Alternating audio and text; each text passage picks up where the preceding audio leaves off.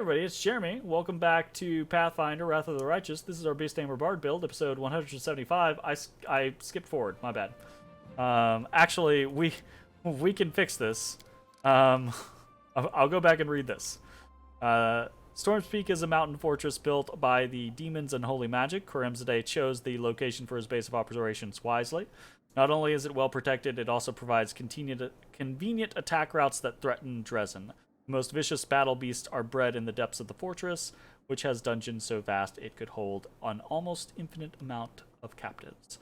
And then I looked at this. To train the troops to follow a new tactic, we must drill it into their heads, make them remember it better than their own names.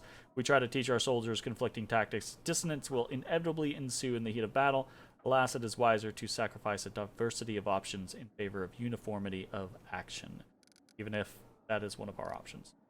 Okay, Sela. Cavalry, charge me. It's risky, but there are no cowards in our ranks, are there? Fighting demons is a dangerous business in general, but in my experience, only a swift and daring cavalry attack can strike real fear into the heart of an enemy as reckless as demons. That's fair. Regil, how does the Talden phalanx fight? As a phalanx. Get out of here with that. First, a tight infantry formation advances forward. It secures a foothold that threatens the enemy's position and awaits the inevitable attack. Upon meeting the first onslaught with a shield wall, the footmen dampen the momentum of the breakthrough. Then, at the officer's command, launch their counteroffensive. After a short charge that tramples everything that stands in their way, a gaping breach appears in the enemy's ranks and the offensive turns into a rout. Sure, the only thing about that is I don't really think demons just stand in battle formation, right? Like I don't know. Right? I'm not sure we can make full use of the practices of the Taldan military. Although the phalanx certainly shows outstanding results, Taldor's infantry trains in a fundamentally different way than our own. I'm afraid that blindingly copying another nation's combat style won't yield us the benefits we seek. I incline to agree. Captain Odan, can you win battles by staying on the defensive? History knows of virtually no prominent generals who disregarded defensive combat doctrine. Fair. There are times when letting the enemy break their teeth upon your army's formation is more advantageous than going on the offensive yourself. Perseverance oftentimes bests valor. You can't win a war by sitting on your hands, especially against an innumerable force of demons who keep pouring out of the abyss. We must strive for victory, live for it. That's the only way we'll put an end to them. Well, okay, yes, but those two things are not mutually exclusive. He's not saying we're going to sit back in our fortresses. He's saying on the field of battle, we fight defensively, right? Like we don't go charging in head first. You're saying we need to go fight to win a war. So we go fight, but when we go fight, we fight defensively. Yeah? Greybor, is it wise to allow officers to make their own decisions? This acquaintance of mine, my colleague, he used to serve as a corporal in the Malthuni army. At some point, they went out on a raid against Nirmathi guerrilla warriors. They ran into an ambush, got shot to hell, and chased the enemy deep into the woods. Is it obvious yet that they were being baited? It was obvious to my acquaintance, too. So he tells his commanding officer, things are looking ugly, we've got to turn back. But the officer dug his heels in. Our orders were clear. Upon contact with a lightly armed opponent, we are to give chase and dispatch them. On contact with a superior force, we are to contain it by forcing a fight and send for reinforcements. He recited that order to me word for word. He won't forget it until the day he dies. That's what the generals in the capital had decided, you see. Since the enemy has split their forces, we need to move in with large units and crush the weak bands one by one. Looks solid on paper, but when you're out in the woods in the middle of the night, not so much. Anyway, when they did get ambushed by an enemy force and contained it by forcing a fight, only my acquaintance and his squad made it out alive. He put two and two together and figured that no reinforcements were going to make it in time, so he tried to break through. They ran through the woods for 6 days with the enemy hot on their heels, but they survived. My acquaintance learned a lot from that battle, though he deserted immediately afterward to become an assassin, a much safer craft. The point is... Alright, so this isn't an acquaintance, this is just Greybor. I'm pretty sure he's just telling a story of his own shit. The point is, no matter what we come up with, you never know how it's going to play out in an actual battle. And only those who are on the ground fighting can truly know the best thing to do. So I would trust your officers. I can't imagine your army is commanded by idiots. Give them free rein. I gotta agree with Greybor, right? Like, don't get me wrong. Here's the thing. We can still go in with a particular strategy in mind, right? It could still be defensively. It can still be phalanx. It can still be, charge, right?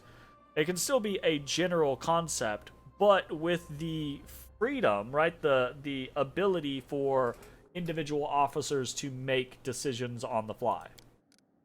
Initiative is a dangerous weapon. There are situations where it can be useful, but in a large-scale battle, any display of free thinking, any leeway in interpreting orders may disorganize the army and throw it into chaos. We should not be destroying the discipline of our troops with our own hands. I disagree. Anyways. Let's look at the actual effects. All trainable cavalry units gain the charge ability. Gotcha. Unit gains +1 to speed, 20% damage for 1 round. Unit receives a -2 penalty to AC for 1 round. Okay. All trainable infantry units gain charge. Okay, interesting. Defensive formation, all units gain tough. +2 bonus to saving throws against disease and poison. Interesting. Or... cavalry and ranged units gain the independence feat. +2 bonus to initiative. Fucking absolutely. Absolutely. Yeah. 100%. Yeah, we let our officers use their initiative in battle. An army where the commanders don't try to force their so-called wisdom on their soldiers and instead let them use their own heads. That's unheard of. Greybor looks on contentedly as Captain Odan grinds his teeth. Again, this is one of the things that I'm not super stoked about this game. It's fine, it works, right? But they do present a whole bunch of options that a lot of the times do not have to be mutually exclusive, right?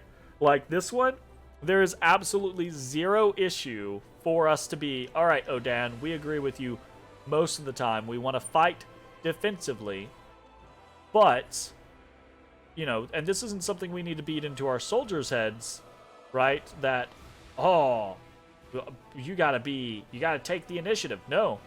You listen to your commanding officer. But the commanding officers, we need to beat it into their heads. You follow orders until you see something that we can't possibly know about, right? Like, if you are on the battlefield and our order is do this thing, but you see, here is this situation that I could not have known about, and thus that would have changed my decision, then make the decision that you need to make, right? Like, take the initiative, find the opportunity, and just our soldiers it needs to be beaten in their head. Follow your officers' commands, right? So, although in that scenario, I guess it goes both ways, right? Like the officers needs to know to if a soldier in their squad is telling them something, then they need to listen.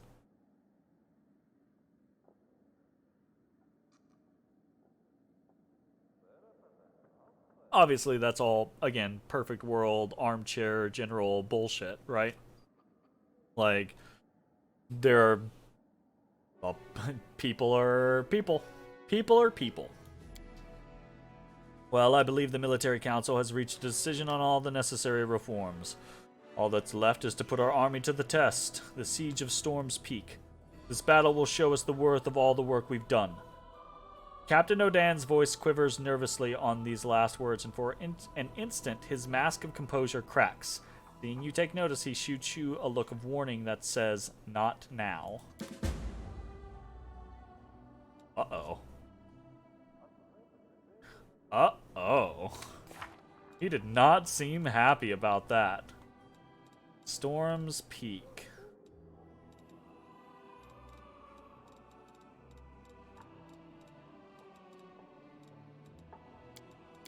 Oh, we don't have to do this yet.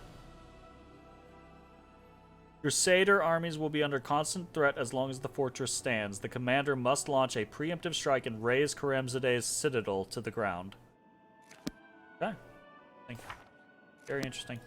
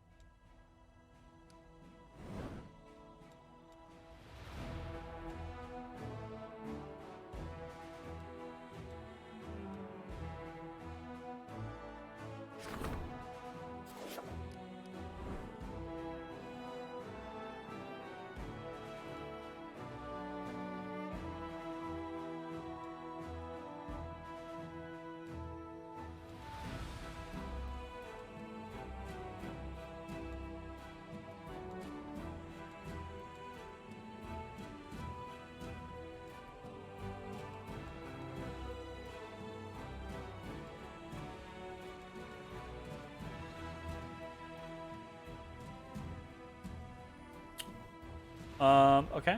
I'm not really sure where it is.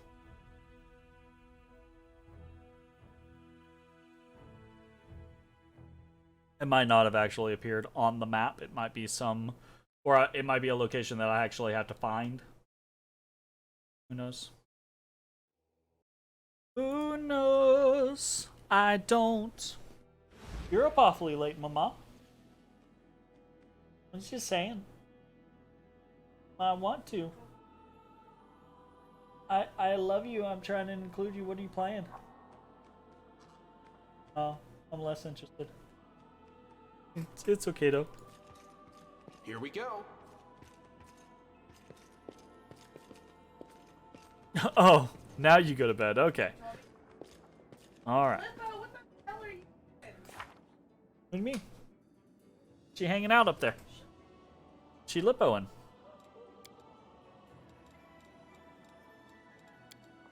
Oh, right. We gotta go talk to the storyteller.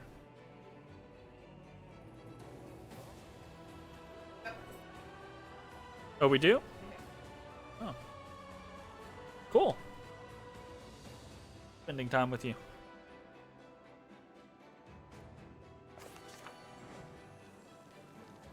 I mean, sometimes it happens to be kind of like that, but not always.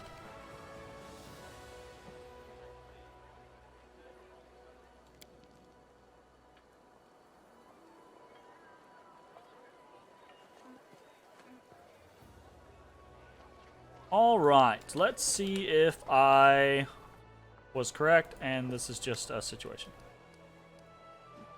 Yeah, it's literally a examine an item, and it's grayed out. Let me touch them. I'll tell you what I can see. Motherfucker, that's annoying. That the option is grayed out, so it doesn't. You know, when you're talking to him, you don't think, oh hey. Anyways. Now, it is just a shard of the past, but I feel its power. The elf carefully strokes Tarindalev's claw.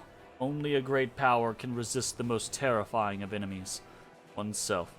Please allow me to immerse myself in this memory and learn the story of the spiritual resurrection of the greatest of silver dragons. The storyteller's hand touches Finian. What a peculiar weapon. I sense intelligence in it, but it seems stinted. Aha! Grandpa Elf, watch where you're poking your fingers. It tickles. Alright, hold up. A fragment of a ring appears in the old man's hand. A powerful item. This ring was created by an inquisitive and free mind. As a rule, such people either become geniuses and creators of a new era, or meet tragic ends. It was the fate of the creator of this object. Find out together. Give me 4 vials of magic essence and 2 bars of cold iron, and I will reforge this ring. The old elf gently touches the crumpled metal of the gauntlets. I sense the souls of 2 who were bound to this relic. One was an animal, the other a man, but neither was the master of the other. They were brothers. Most intriguing tale. Want to hear it? You bring me 1 vial of magic essence, 4 bars of cold iron, and 2 vials of demon blood. I can revive this relic and see into its past. Storyteller's fingers run over the piece of old cloak. I sense power.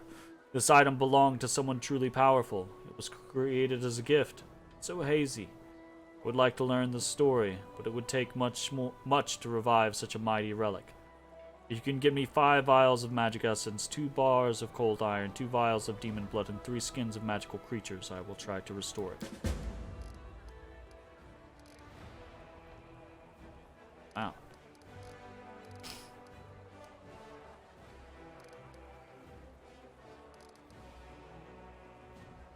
Okay, hold up.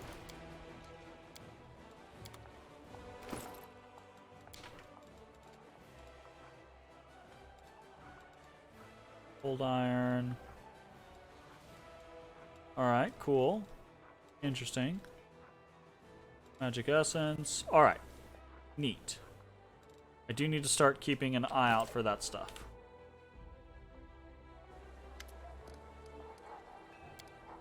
Turendelev, tell me Turendelev's story to the end.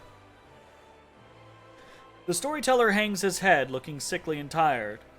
How many times has the moon died and been reborn since I've been here? I have lost count. My friends brought me here. They said goodbye to me, like always, but they looked at me like it was the last time they'd see me. Cowards. Insidious spawn. They were glad I was going to die. But I'll show them. Turendelev will live. A new Turendelev, whose eyes are finally open. Alright, that does not sound good. I hear the rustling of wings and I emerge from the cave where I imprisoned myself. Who is it? A friend? An enemy? Sunbeams refract off his scales as he hovers before me, surrounded by a glowing halo. The gold dragon. Halaseliax? Halaseliax? That seems relatively correct. Halaseliax? No, Halaseliax seems... I don't know. There's 50,000 ways you could pronounce that. A part of me wants to fly to him and make a circle of honor around him, as any good student should. But the part of me that turned my scales black is ready to seize his gleaming throat. How dare he fly here, flaunting his purity and innocence.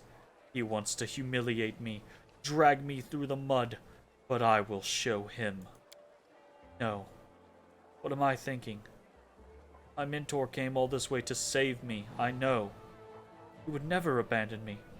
Someone called him to my aid. Moving heavily, I take flight to greet him, but my body, controlled by the foulness, straightens like an arrow. His vulnerable throat is so close, 1 strike, and I will destroy you. What happened next? Did Halaseliax survive? I don't know. But I know the place where Turendelev was believed to have sought refuge for her tarnished soul.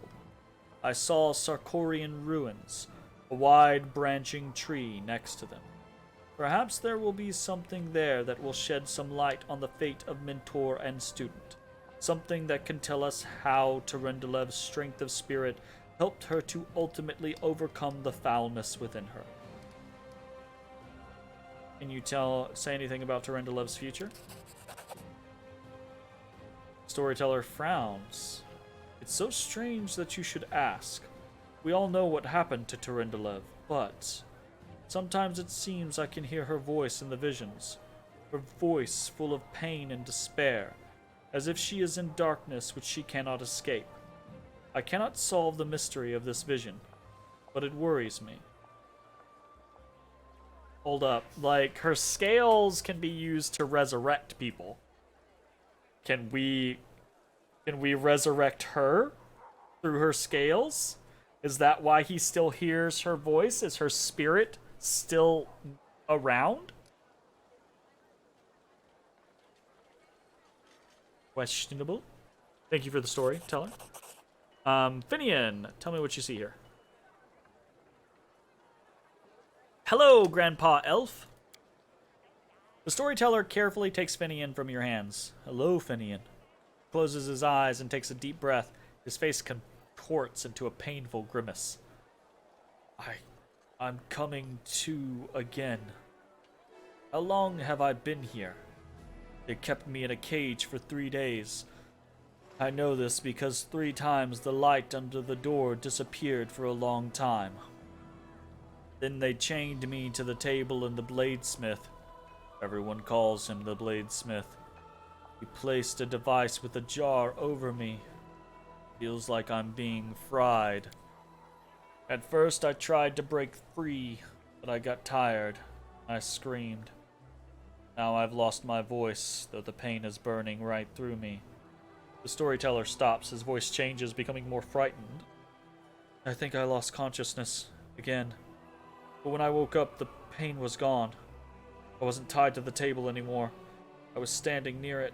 Someone else was laying on the table, a burned corpse covered with a black crust. The master took out a handsaw and was sawing off his head in a very focused way. Ooh, no. That was your head, Finian. I should have run back then, but I couldn't for some reason. This burned corpse had a symbol on his belt, just like I do. An eye and a star. My favorite belt, a good one. Where would a stranger get one? Must have been someone from my clan, some distant family member. The storyteller stops, then he speaks again. When he speaks again, you hear only a muffled whisper. Those crusaders, I was glad when I saw them. Thought they'd come to help, but how? How was it that I killed them? One told me to and I obeyed. I don't understand. I understand nothing now. I need to catch my breath. I need all this to stop, even just for a minute. I just have to understand what's happening to me. Just need to rest. The storyteller shakes his head, slowly coming to his senses. I bet that is Finian's past, but what awaits him in the future? The dead have no future, but the storyteller smiles. I see an endless ocean on a good day, a boat flying over the waves. So excited. I don't know whose vision this is. Is this a soul existing here and now, or a soul reborn? Story. Please take care of this young lad. It's finally in the right hands. Not worsen his suffering by involving him in dishonorable deeds. Come on, Grandpa Elf. I can take care of myself. I'm not a kid. I don't know what horrors you were talking about, but you don't worry about it, all right? Look after yourself. Alright, let's pop through some of these other things as best we can. Broken buckle and necessary materials. The elf cautiously uncorks the vials and begins to work his enchantments. The essence evaporates, turning into light that streams onto the buckle. The light thickens, becoming gold. I could have done a lot of this stuff a long time ago. That's my bad. Honestly, like, I'm kind of annoyed that the option was grayed out this entire time, because every time I spoke to him, it just made me think that there was nothing there. Yeah, it is what it is. It's my own fault for not realizing it. The Covenant of the Inheritor. That is the name of this relic. This buckle once adorned the belt of a glorious knight from Minded. It is the embodiment of a promise made to a young girl by a powerful deity. A great promise that has changed much in the world.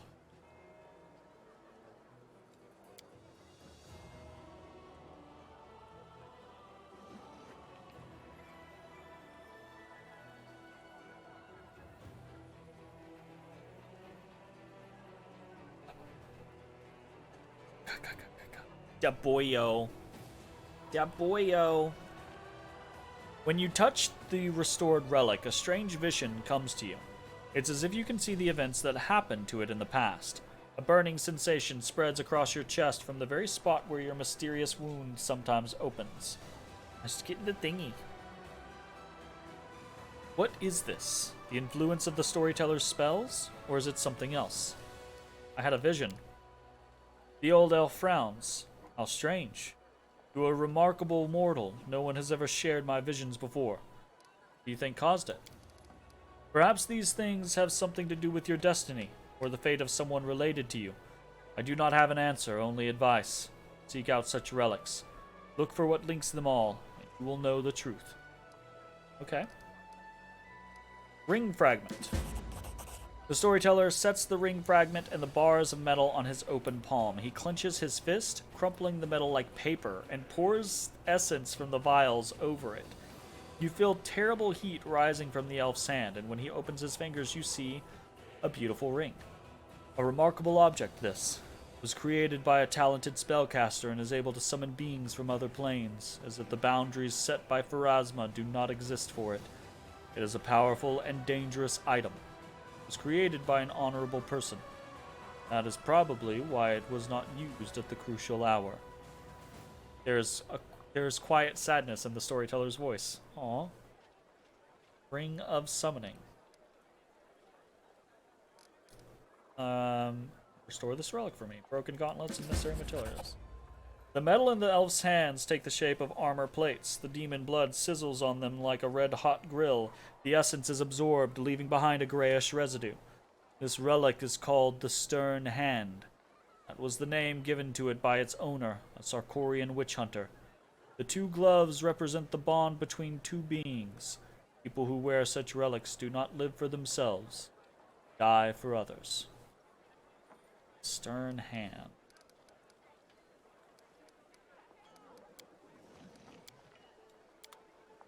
Stern Hand. Okay. Newest to oldest. We got the Ring of Summoning.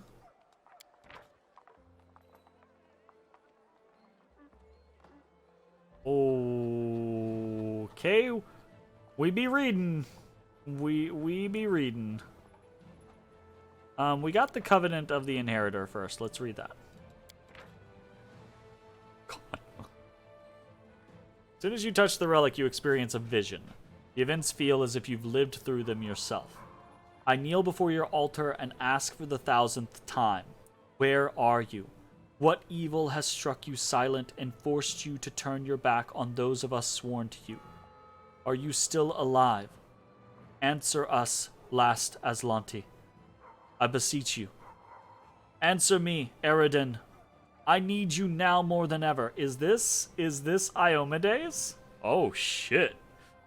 My cheeks are inflamed with resentment. He doesn't answer our prayers. All of us, his devoted paladins, feel the great absence of our patron's disappearance. His grace over us has faded, and we have been orphaned. Why, then, do I not grieve, but instead feel like a rejected daughter? I kneel in front of the altar in the tiny house's chapel and pray. No one dares to disturb me, but they don't know that it is not devout faith that keeps me here, but fear. I am afraid to go outside. A duty I am not prepared to face awaits me there. A war is waiting. I have never been in a real war before, unlike my father. His armor, which has seen many battles, lies near the altar on a stone slab bearing his name. The gold buckle on his belt gleams with the symbol of Eridan stamped on it. I remember it shining much brighter in the past, this relic of our lost god. Everyone expects me to go into battle clad in my father's armor as a true daughter of my lineage. I must not dishonor my family. I must smite my enemies with my family's motto as my battle cry. But I'm scared. What happens if I fail? If I hesitate or show fear? If I let everyone down? I'll be a disgrace. The stupid girl who ruined everything. Eridan, how I miss your grace. Footsteps echo behind me. Who dares to violate my privacy? Why now, when my wretched, treacherous heart could falter at any moment? A warrior stands behind me, not young or old, just an ordinary knight in a simple breastplate.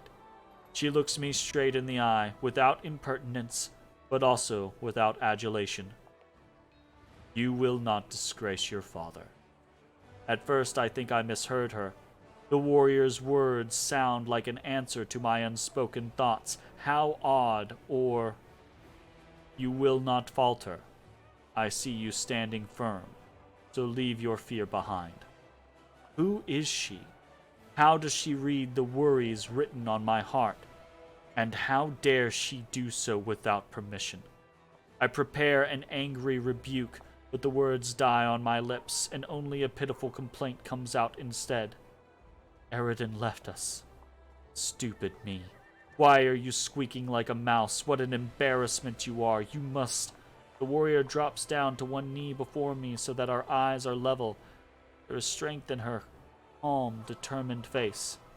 Yes, he left us. But that doesn't mean we're alone. I will support you in this battle. No matter how arduous, no matter how dark the skies, no matter how much blood flows from my wounds, I will stand with you. We shall fight for our loved ones and our friends, for the right to live and die free.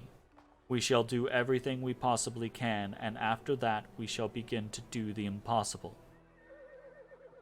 Row, row, fight the power. Oh. And if the hour should come when our arms can no longer raise our swords, our bodies will become a shield to cover those who still have strength to fight. I, Iomade, inheritor of Erodan, swear this to you. This is my vow. Okay, that's pretty badass. Her hand rests on my father's armor, and light emanates from it. It envelops the armor and soaks into it, blinding me. My eyes fill with tears. I never thought I'd cry of happiness again.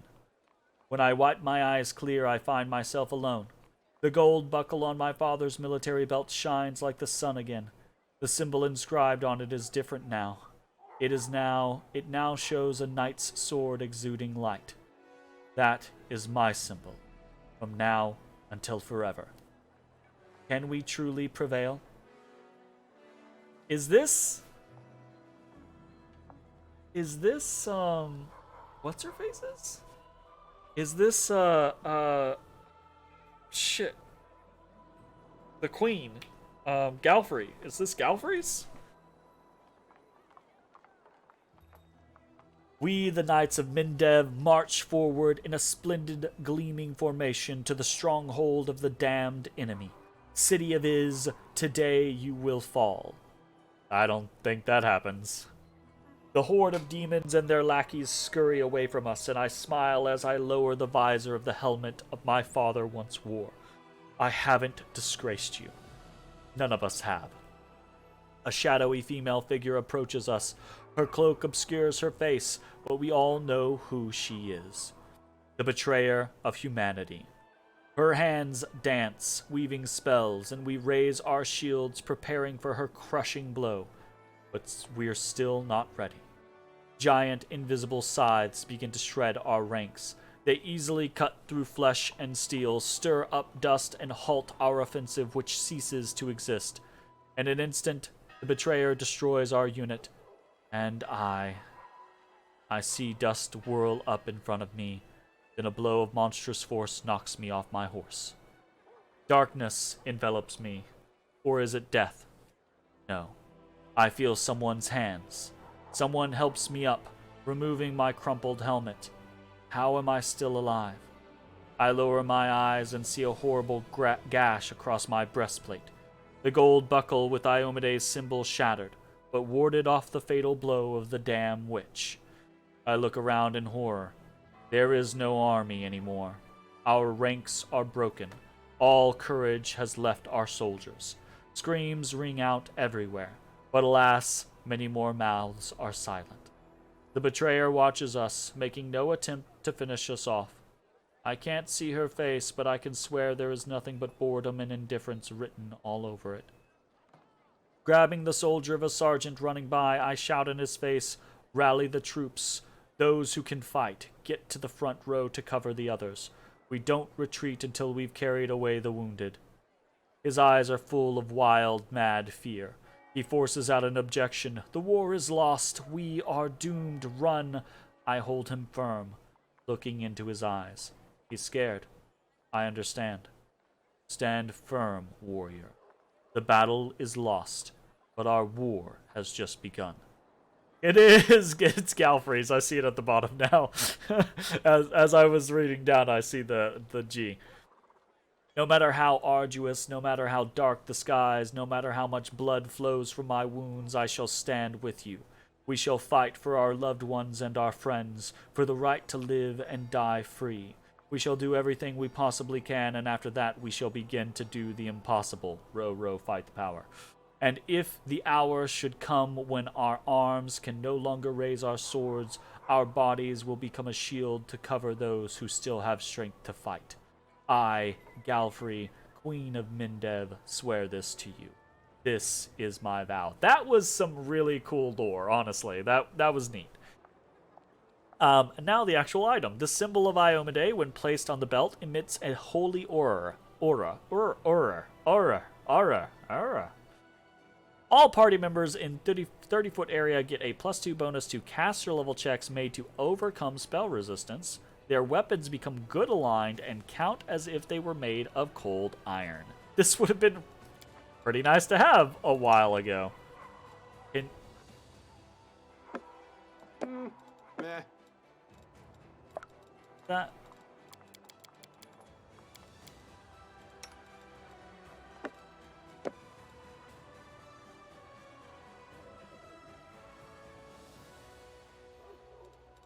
All right, next up we had the Ring of Summoning was actually next.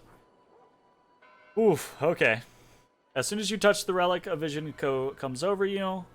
Together we can put it into their tyrannical rule over us. Let them accept us and see us as people, or if they try to subdue us by force, as before, let them prepare to feel our pushback. We will force them to overturn their meaningless, superstitious ban on arcane magic. Oh, okay. I'm placing the time. We will make them see us as people, not as evil witches. Shout out. We will destroy the cursed prison of Threshold and set free the innocents within, doomed to wretched and unjust imprisonment. We will save Sarkoris, but only together. I therefore urge anyone and everyone for whom freedom is worth rebelling and fighting for to join our alliance. Your brother in magic, Opon? Opon? Okay. The reason I freak out is because that's not spelled the exact same way, but Opon is a god duo in the Malazan Book of the Fallen, which I hate saying Malazan. Malazan. I like Malazan better, but it's incorrect, so I try to say the right thing. Fuck that, though. Another letter is ready.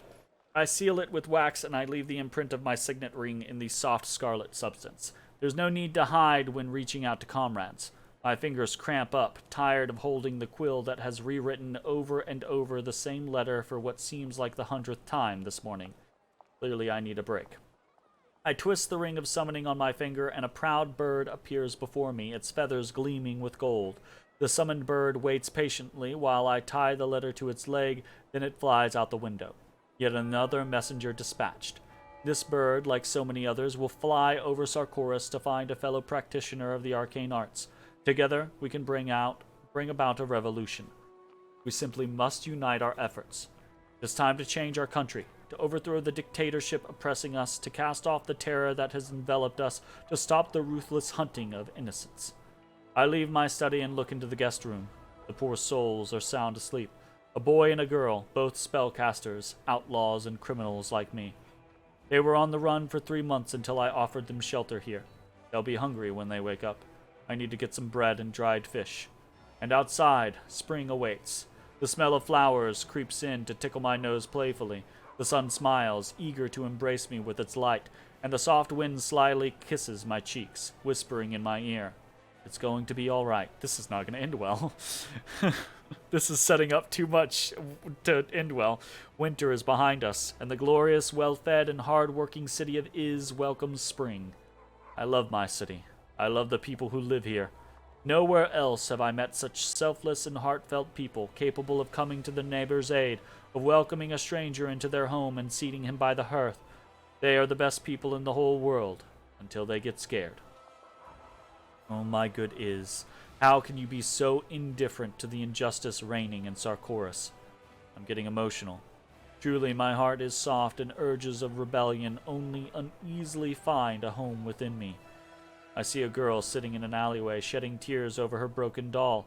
I pass her by and glance back cautiously. She's sitting alone. No one else is around. The mark of a cartwheel scars her doll's mangled torso. It is beyond repair. I approach this girl carefully, take a seat, and smile at the child. She looks at me warily, but without fear. I look around again. Still, no one is nearby. All right. Hot.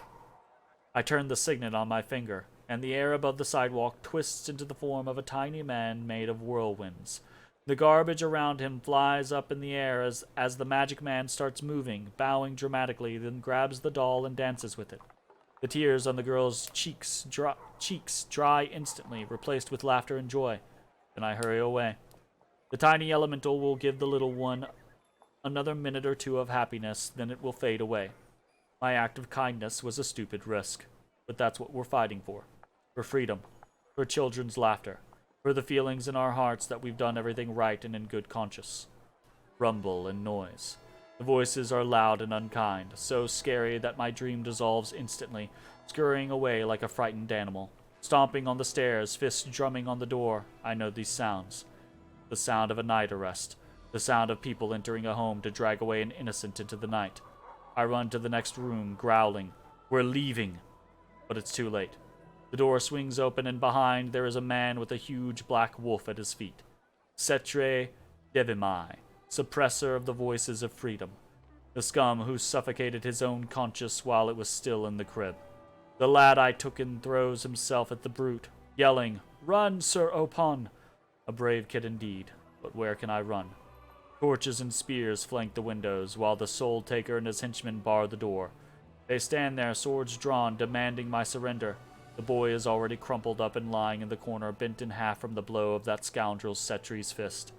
The wolf snarls, foam dripping from its maw. Surrender. That chance, you scum. I'll never make it out of here alive, but they'll not soon forget Sir Opon. I turn the signet on my finger, ready to set a dozen soul eaters loose. Yet I pause, as a familiar face flashes in the doorway. A crying girl, next to a pale man and a woman.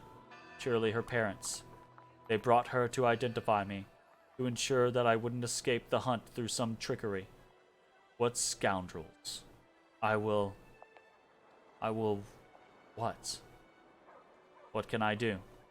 My beloved stretches out before my eyes. How many houses are there around me? How many families? How many people are sleeping in their beds right now? They are kind people, albeit unfairly cruel to us. Are you willing to bring monsters down on your city, Opon? On your neighbors?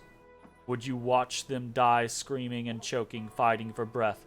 Would you watch your monsters rip the very souls out of their children? Do you have so much hate in you, Opon? Are you really a malevolent witch, a monster as they claim? I am shaken, as if someone has walked on my grave. I stand there shivering, afraid of myself as time slips away. The black wolf leaps forward, his teeth sinking into my hand. My fingers, bitten off entirely, disappear down his throat, while the ring of summoning groans, crushed by horrific jaws. I throw myself onto the floor and roll around, screaming and thrashing about, as if it helps. The brutes drag me to my feet and punch me in the stomach. My hand hurts, as if the damn wolf were still chewing on it. For all my hopes and good intentions, this my fate. That sucks. That's fucked up, and that's again really really good dialogue. Very well written. Very cool lore. This ring grants the wearer an ability to summon either axiomites or soul eaters randomly selected once per day, as if they were summoned by a summon monster 8 spell, caster level 15, DC 22. All allies, including the wearer, gain 30 within 30 feet, gain a +2 weapon bonus to damage rolls, and a +2 on saving throws against attacks made or effects created by chaotic creatures. That's a very good ring. It's quite a good ring. You got there?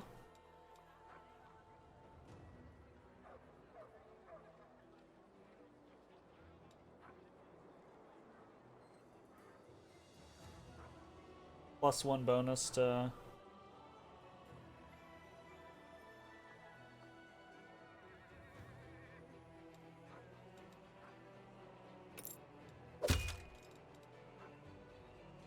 We're losing a +1 bonus, but we're gaining a +2 bonus. We're losing a +1 bonus to checks, but we're gaining a +2 bonus to saving throws. I don't really care about that. Now it seems interesting.